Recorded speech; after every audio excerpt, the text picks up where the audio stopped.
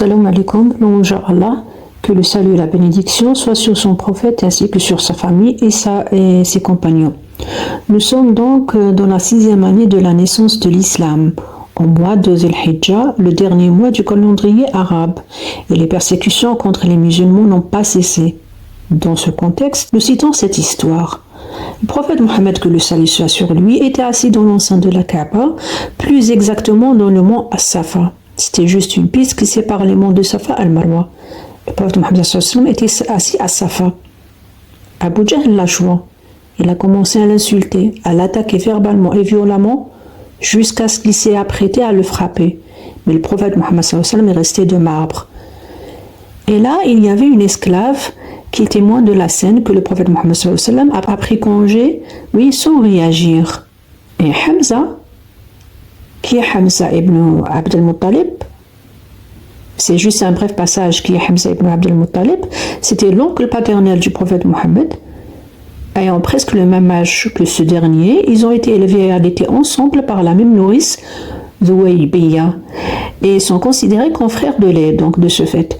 Il était bien connu et surtout respecté par la tribu de Quraysh. Donc je disais que Hamza était de retour d'une partie de chasse, il était encore mécréant à cette époque, et dès qu'il rentre de cette partie de chasse, il avait l'habitude de sortir dans ces parties de chasse, dès qu'il rentre, il fait le tour de la Kaaba.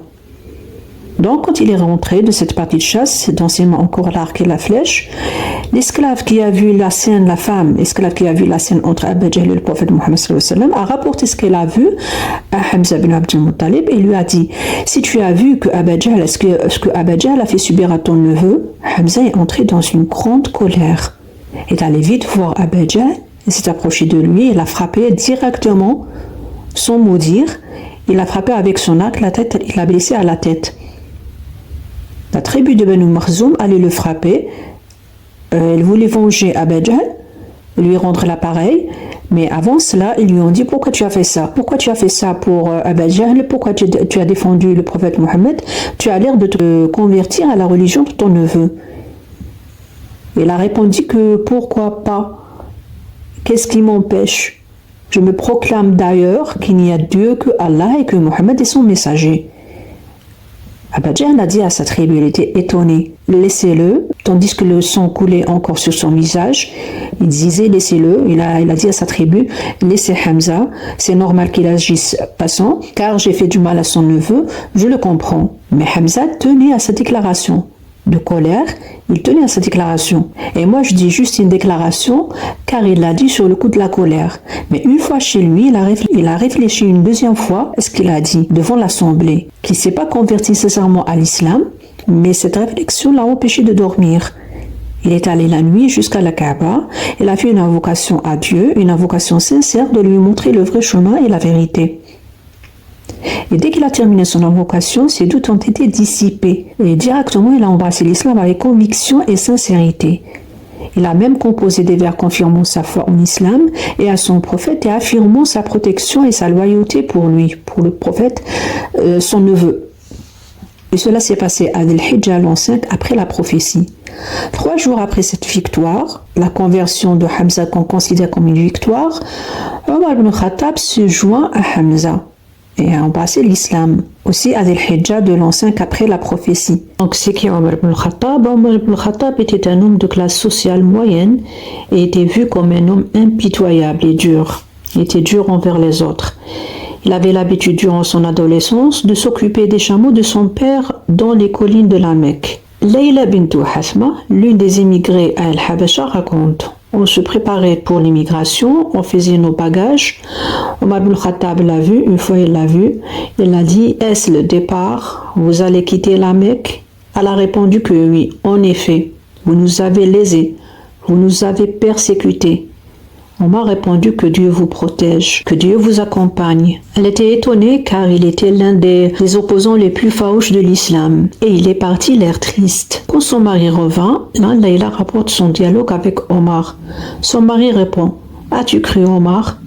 L'âme de la famille de Khattab pourrait croire, mais Omar jamais. Fin de dialogue. Tellement Omar était cruel envers les nouveaux musulmans que personne n'imaginait qu'il aurait embrassé l'islam un jour. Mais en dépit de son opposition acharnée contre l'islam, il n'a pas empêché ses émigrants de quitter la Mecque, mais il a décidé de faire pire que ça. Alors, Omar ibn Khattab, il a décidé de faire quoi? Il a décidé de tuer le prophète Mohammed, que le salut soit sur lui, lorsqu'il a appris la conversion de sa sœur Fatima bint al-Khattab et de son mari à l'islam. Comment cela s'est-il passé? Alors qu'il était en chemin, Omar ibn Khattab, il rencontra son meilleur ami, Nu'aym ibn Abdullah et son cousin, qui s'étaient secrètement convertis à l'islam, et l'informa de ses intentions. C'est-à-dire, Omar ibn Khattab informa de ses intentions d'assassiner le prophète à son ami, Nu'aym. Et Nu'aym fut surpris et dit: vois-tu, Omar, qu'est-ce que tu vas faire? Il a dit: je veux tuer Mohammed. Il a semé la discorde entre les tribus de Quraysh, et même si les tribus de Banu Hashim et Banu Manaf vont me venger, je m'en fous, je vais le tuer. Nu'aym répond: tu t'oublies, Omar? Tu crois que la tribu de Banu Abd Manaf vont t'épargner si tu assassines Mohammed? Regarde ta tribu d'abord, ta famille. Omar lui répond: de quelle famille tu parles? Nu'aym lui explique: ne retournerais-tu pas plutôt chez toi pour redresser les tiens? Et Omar s'exclame: les miens? Qu'ont-ils? Car Omar n'était pas au courant que des membres de sa famille ont embrassé l'islam. Nu'aym dit: ta sœur Fatima bint al-Khattab et son époux, Saïd ibn Zayd ibn Amr. Il était en même temps son cousin. Par Dieu, tous deux ont embrassé l'islam et suivi Mohammed dans sa religion. Occupe-toi d'eux plutôt que... Voilà. Et lui a dit ça dans le but de le détourner de son intention, de son objectif premier qui était de tuer le prophète Mohammed, que le salut soit sur lui. Il comprit ce que ceci voulait dire et fit demi-tour pour se rendre chez sa sœur. Au même moment, il y avait ce compagnon Khabab ibn al-Arat qui était chez elle avec son mari. Il était en train de réciter la sourate Taha, et Omar ibn Khattab arrivait à la porte de la maison de sa sœur. Il frappa à la porte en hurlant, et le compagnon Khabab qui était à l'intérieur, il quitta la pièce quand il a entendu sa voix et s'est caché quelque part à l'intérieur de la maison. Fatima, la sœur de Omar ibn Khattab, cacha le feuillet sous sa draperie et ouvrit la porte. Omar ibn Khattab les questionna brièvement sur le chuchotement qu'il a entendu quand il était debout à la porte, avant qu'il lui ouvre. Ils ont dit non, il n'était pas en train de chuchoter. Omar alors insista. Il leur a dit: j'ai appris que vous suiviez le chemin de Mohammed. Ils n'ont rien dit et se rua sur Saïd ibn Zayd, son beau-frère, ainsi que sur sa sœur, et les a attachés et commença à les frapper. Fatima, sa sœur, intervint pour défendre son mari et avouer leur conversion à l'islam. Donc j'ai dit que Omar ibn Khattab, qui a réagi violemment en la frappant au visage, la faisait saigner abondamment et lui dit finalement: ô fils d'Al-Khattab, je me suis soumise à Dieu, fais ce que tu veux. Dès qu'il a vu le sang de sa sœur, Omar ibn Khattab, confus, fut saisi de regret et lui demanda avec douceur: donne-moi donc ce parchemin que vous lisez. Il voulait lire. Lorsqu'il découvrit ce qu'il y avait dans le feuillet, une émotion traversa Omar ibn Khattab lorsqu'il a lu les versets de Surat Taha. Premier verset, Taha. En français ou en arabe, ça se traduit de la même façon, Taha. Deuxième verset, nous n'avons point fait descendre sur toi le Coran pour que tu sois malheureux. Wa ma anzalna alayka al-Qur'ana litashqa. Fin de verset, c'est-à-dire ce Coran n'est pas descendu sur le prophète Mohammed sallallahu alayhi wa sallam pour qu'il soit malheureux. Et c'est à ce moment que Omar ibn al-Khattab a aimé ces paroles et s'y intéressa. C'est à ce moment que Khabab, le compagnon qui était avec sa sœur et son mari, quand il a entendu la réaction de Omar, il est sorti de sa cachette et Omar voulait ensuite se rendre auprès du prophète Mohammed sallallahu alayhi wa sallam. Il a demandé: où est-il? Où il peut le trouver? Alors Khabab l'a conduit et Omar le suivit, le sabre toujours dans sa main, dans la maison, jusqu'à la maison d'Al-Arqam, en bas de la colline de Safa, où ils étaient groupés, le prophète Mohammed sallallahu alayhi wa sallam et ses compagnons. Donc arrivé à cette maison, il frappa, il toqua sur la porte, et comme je dis, il y avait dans la maison d'Al-Arqam, Mohammed, que le salut soit sur lui, et Abu Bakr, Hamza, Ali et autres. Et il y avait un homme parmi eux, parmi les présents, qui est allé ouvrir. Mais avant d'ouvrir, il a vu entre les failles de la porte que c'était Omar qui portait un sabre de bois derrière la porte portant un sabre, donc il avait peur et il n'a pas pu ouvrir. Quand il a su, Hamza, il a proposé au prophète Mohammed sallallahu alayhi wa sallam de ouvrir à Omar. Il lui a dit, s'il veut du bien, nous sommes à lui, on vient l'aider.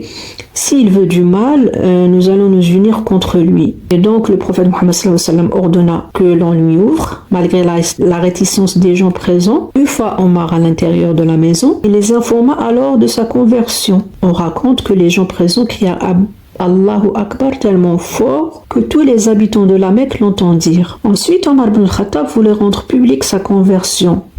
Qu'est-ce qu'il a fait? Bien sûr, il avait peur de personne et il se rendit ensuite auprès d'un homme de Quraysh réputé pour sa manie de répéter tout ce qu'il entend. On lui conseilla d'aller voir cet homme qui s'appelle Jamil ibn Mu'ammar al-Jumahi. C'est lui qui était connu pour être un rapporteur et c'est lui qui colportait les infos et les nouvelles des gens pour qui veut l'entendre. Et c'était alors un mécréant. Donc Omar ibn al-Khattab le croise en chemin, lui fait part de sa conversion en islam et celui-ci, ce rapporteur, ce colporteur de nouvelles, n'a pas attendu longtemps, n'a pas attendu qu'Omar termine ses paroles, qu'il a vite transmettre la nouvelle à tous les cercles des Quraysh. Il s'est mis à l'enceinte de la Kaaba et appela à haute voix ô Quraysh, Omar s'est converti. Les mécréants se jetèrent alors sur Omar pour le frapper. Ils se groupèrent contre lui. Il y avait un échange de rixes entre eux. Au début, Omar le rendait l'appareil jusqu'à ce qu'il soit fatigué et n'ait plus la force de rendre les coups. Il s'est résigné à les encaisser jusqu'à ce qu'il déclara « Faites ce que bon vous semble. Mais je jure par Dieu que si nous étions 300 musulmans, nous vous aurions combattu jusqu'à ce que l'un des deux parties arrache définitivement à sa rivale l'autorité sur le sanctuaire sacré. » Pendant cette bagarre, un vieil homme vêtu d'un qamis à la mode yéménite s'est approché. S'est enquéré de la raison de ce rixe, ils l'ont informé que Omar ibn al-Khattab s'est converti à l'islam. Quand même, il les a éloignés de lui, et c'était Al-As ibn Wa'il al-Sahmi, cet opposant acharné du prophète Mohammed, que le salut soit sur lui. On a déjà parlé de lui. Omar a ensuite demandé qui était l'ennemi juré de l'islam. On lui a informé que c'était Abu Jahl, et c'était son oncle maternel. Il est allé le voir et le mettre aussi au courant de sa conversion. Il est allé chez lui, il a toqué à sa porte, Abu Jahl l'a ouvert, il l'a accueilli. Sois le bienvenu, mon neveu, ça fait longtemps que tu m'as pas rendu visite. Omar répond, je suis venu t'informer que je suis devenu musulman. Et d'après Abdullah ibn Abbas, le premier homme à avoir publiquement annoncé sa conversion à l'islam fut Omar ibn al-Khattab. Les musulmans purent dès lors se rendre dans l'enceinte de la Kaaba. Ils ne pouvaient auparavant approcher. Depuis ce jour, il défendit l'islam et devint un des compagnons de Mohammed, que le salut soit sur lui. Depuis ce jour aussi, les musulmans purent se rendre dans l'enceinte sacrée. Abdullah ibn Mas'ud déclara à propos de la conversion de Omar ibn al-Khattab, il a dit « La conversion de Omar ibn al-Khattab fut une ouverture, fath.